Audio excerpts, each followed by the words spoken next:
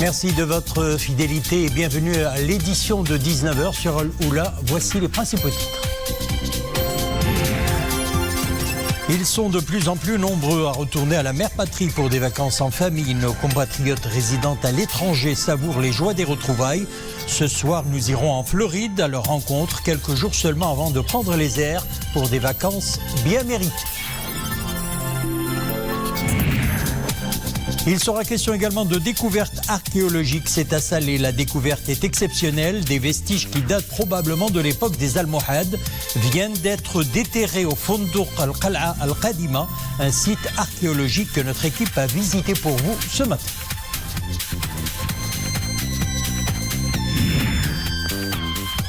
Bibliotobis, c'est un nouveau concept mis sur les rails. Il s'agit d'un bus culturel et multimédia itinérant qui sillonnera les 12 régions du royaume.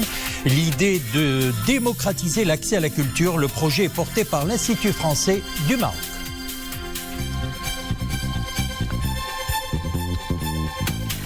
Bonsoir, la compatriote résidente à l'étranger se poursuit dans le cadre de l'opération Marhaba 2021. Aux différents points de transit, l'accueil est des plus chaleureux et hauts en couleur, en provenance d'Europe, de Russie, d'Asie, d'Afrique ou encore d'Amérique. Ils se réjouissent de retrouver leur pays et leur famille. Nous les avons rencontrés en Floride quelques jours seulement avant de prendre les airs pour des vacances bien méritées. Mounia Marouche, Mohamed El-Hajjam et Oumaïma Ramli. Cela fait plusieurs années que Camélia a quitté son Maroc natal pour s'installer en Floride. Malgré l'éloignement, son mode de vie respire les traditions et les coutumes de son pays d'origine. Après l'annonce des baisses des tarifs aériens et des facilités offertes pour la diaspora, cette Marocaine résidente aux États-Unis a décidé de rentrer au Bercail pour y passer les vacances de l'été. Nous avons accueilli l'initiative royale avec une grande joie. Enfin, nous allons retrouver notre famille et fouler la terre de nos ancêtres. Comme Camélia, plusieurs Marocains résidant aux États-Unis s'apprêtent à regagner leur pays d'origine.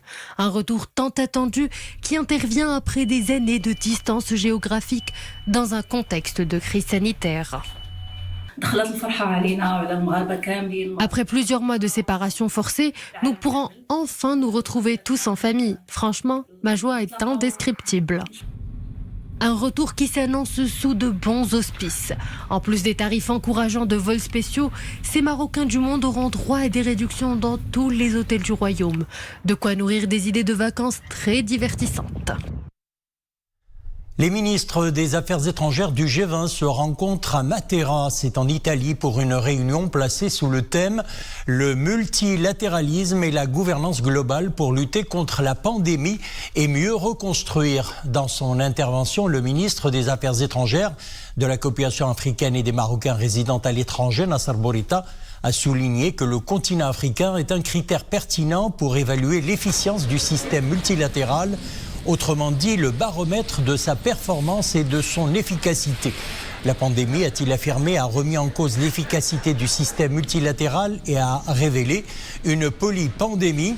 Elle a à la fois accru l'insécurité alimentaire et la pauvreté mondiale, compromis les réalisations des objectifs de développement durable et sapé les systèmes d'éducation et de santé. Dans ce contexte, le Maroc préconise un multilatéralisme de solidarité, un multilatéralisme inclusif, de pragmatisme, d'action et de résultats, précise Nasser Bourita. À présent, le point sur les chiffres de la campagne de vaccination. Sachez que 9 986 882 personnes ont jusqu'ici bénéficié de la première dose. Pour ce qui est de celles complètement vaccinées, eh bien, leur nombre s'élève à 9 074 224. Pendant ce temps, 690 nouveaux cas Covid, 530 nouvelles guérisons et 9 nouveaux décès ont été signalés pendant ces dernières 24 heures. Les cas actifs sont au nombre de 4 234. Les cas sévères ou critiques ont atteint 230, dont 4 placés sous intubation. Et en ce début d'été, les métiers de bouche reprennent peu à peu leurs activités. L'allègement des mesures anti-Covid, ils sont certes pour beaucoup, mais on est bien loin de la relance souhaitée par les professionnels. Fêtes et événements restreints, commandes limitées, traiteurs et restaurateurs s'adaptent au contexte pandémique dans l'attente de jours meilleurs. Reportage à Casablanca, Leila Asli, le commentaire est signé Iman Ablo. Dès mai, des douceurs et autres assortiments soigneusement préparés pour une fête de mariage. À quelques heures de la cérémonie, c'est le rush dans cette cuisine d'un des traiteurs de la métropole économique. Désœuvrés pendant plusieurs mois, ces professionnels reprennent du poil de la bête et songent à une saison qu'ils espèrent florissante.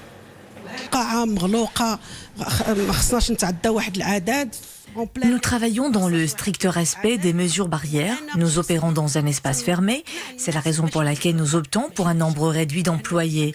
J'essaie de convaincre mes clients de programmer les fêtes de mariage en journée plutôt qu'en soirée, car les repas dînatoires mettent plus de temps à être servis. Même précaution chez cette franchise de traiteurs casablancaise.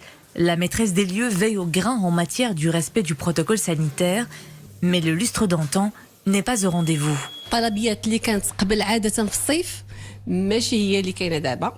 La quantité de commandes que nous recevons habituellement en cette période n'a rien à voir avec les quantités que nous recevons après la reprise post-Covid. La crise sanitaire a lourdement impacté les comportements des gens. Il y a beaucoup d'appréhension, de réticence en termes de consommation. Et puis, il faut dire que la pandémie a aussi malmené les bourses. L'allègement des mesures restrictives aura certainement de quoi aider le secteur à sortir la tête de l'eau. Mais il faudra encore du temps avant une véritable relance. Tributaire sans doute de l'atteinte de l'immunité collective, seul gage pour que les fêtes familiales et autres grands rassemblements puissent se tenir dans leurs formes les plus conventionnelles. Nous le disions en titre, la découverte est exceptionnelle. Des vestiges qui datent probablement de l'époque des Almohades viennent d'être déterrés à Salé, notamment des poteries importées du Portugal et bien d'autres objets. Fondouk Al-Qal'a Al-Qadima, site archéologique que notre équipe a visité pour nous ce matin afin de nous plonger dans la riche histoire de la ville de Salé. Reportage Hassan Silla, Reda Maou et Omaïma Rabli. Décidément, Salé n'a pas fini de nous éblouir. Après Dar el-Qadi et Dar el-Baroud, un nouveau site nous fait plonger dans le passé lointain de cette ville impériale. Suite à des travaux de construction, des objets d'un tout autre temps pointent le bout de leur nez, des vestiges de ce qui était un grenier. Ce terrain était prédestiné à accueillir un centre de patrimoine, mais en creusant le sous-sol, les équipes sont tombées nez à nez avec des vestiges d'entrepôts de nourriture. Puis en poussant les recherches plus loin, nous avons découvert que ces entrepôts ont été transformés en prison. De pierre 1671. Voilà l'une des traces laissées par ceux qui autrefois sont passés par là.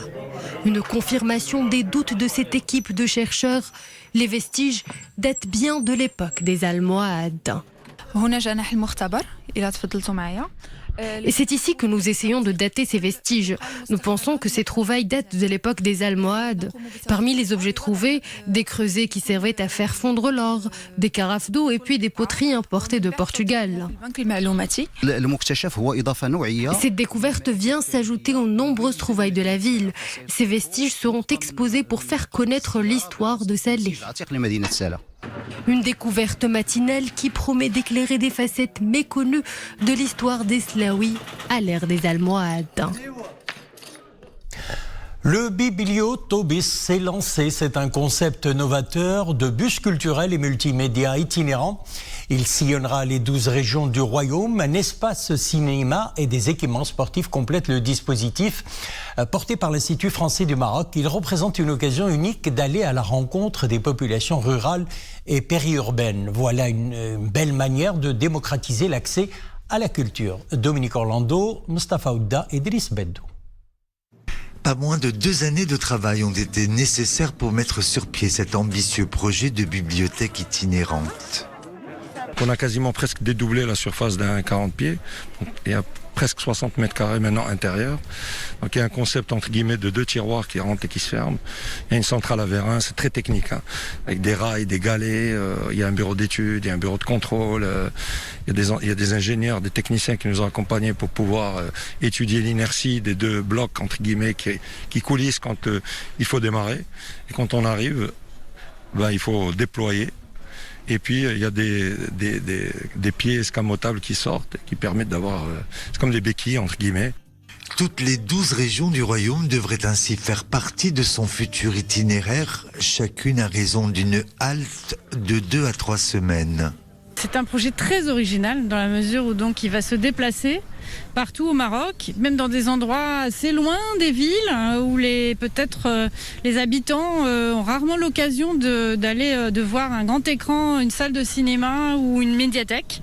Et tout ça, il va rester dans chacun des endroits. Il y aura des animations à la fois pour les enfants, pour les adultes. Et puis moi ce que j'espère c'est qu'il tourne sur toutes les routes du Maroc pendant des mois et des mois parce que je pense que c'est un très beau projet. Un très beau projet qui pour réussir sa mission mise également beaucoup sur toutes les nouvelles technologies. Le digital, l'innovation, c'est quelque chose qui attire. Là aussi, ça attire des personnes qui potentiellement se disent bon, ça c'est pas pour moi, mais qui vont être attirées parce que le livre va être numérique, il va être en réalité augmentée, parce que le musée va être virtuel et qu'avec une tablette, il pourra jouer, l'enfant par exemple pourra jouer, faire un puzzle avec une peinture et ensuite se dire ah bah tiens cette peinture m'intéresse et je continue un peu plus en avant et j'essaie de comprendre qui est l'auteur. Voilà, donc l'idée c'est vraiment de mixer toutes les technologies dans ce bibliotobus. Du plus classique, le livre papier, le film, la musique, au plus moderne, la réalité augmentée, la réalité virtuelle, les jeux vidéo. Afin d'installer le conteneur partout où il se posera sans contrainte d'accès à l'électricité, des panneaux photovoltaïques ont été incorporés sur son toit et ils permettront de couvrir 80% de ses besoins énergétiques. On parle météo à présent. Le thermomètre sera en hausse à partir de jeudi sur plusieurs provinces du royaume. La vague de chaleur touchera les provinces d'Assazag, Rachidia, Figik, Smara, Terouden, Tata et Zagora, avec des températures variant entre 42 et 45 degrés, indique la Direction générale de la météorologie. Le mercure atteindra également les 39 à 42 degrés dans les provinces de Frebn Salah, Khnefra, Khribga et Stad, précise la Direction générale de la météorologie dans son bulletin d'alerte. Et pour aller à la recherche d'un peu de fraîcheur, on prend la direction de Khnefra. Khnefra, justement, nous le disions à l'instant, où il fera 42 degrés à partir de jeudi. Eh bien, ici, le site est un havre de paix et de quiétude. Au cœur du Moyen Atlas, la nature est luxuriante, peuplée de chênes et de cèdres. Oumarbia est source de vie, mais également un lieu de détente et de sérénité loin du tumulte des villes. Oumarbia, c'est aussi une destination très prisée par les amateurs de la pêche sportive. Reportage Ahmed Fadeli, Mounia Maroche et Oumaïma Ramli. L'eau se décline sous toutes ses formes et sous toutes les températures. Discrète ou grandiose, impossible de résister aux sources d'Oumarbia. Perché à 1240 mètres d'altitude, cet îlot de fraîcheur attire de nombreux vacanciers, encouragés par l'assouplissement des restrictions de déplacement. Pieds dans l'eau, ils se rafraîchissent, se ressourcent et oublient un peu la parenthèse du Covid. Cela fait 2 ans que nous n'avons pas voyagé. Nous avions hâte de retrouver Dame Nature. Là, nous en profitons sans modération. Nous avons enfin pu revoir à nouveau les fameuses sources d'Oumarbia. Ces paysages revigorent corps et esprit. Être ici, c'est un moment de pur bonheur. La destination doit sa renommée à sa belle nature, mais également à son artisanat. Un secteur frappé de plein fouet par la pandémie. Nous avons énormément souffert pendant la période du confinement. Là, notre activité se réanime petit à petit avec l'arrivée de quelques touristes. Cette reprise nous met du baume au cœur. Faire revenir les voyageurs, un enjeu essentiel pour booster l'activité touristique, l'un des piliers de l'économie locale. La région Bni Mellal Khnefra a tout pour être une destination du tourisme rural, un segment qui n'a pas encore trouvé ses lettres de noblesse. Voilà, c'est ainsi que prend fin l'édition. Merci de nous avoir suivis. L'info revient sur Lula à 21h. Excellente soirée, à demain 19h.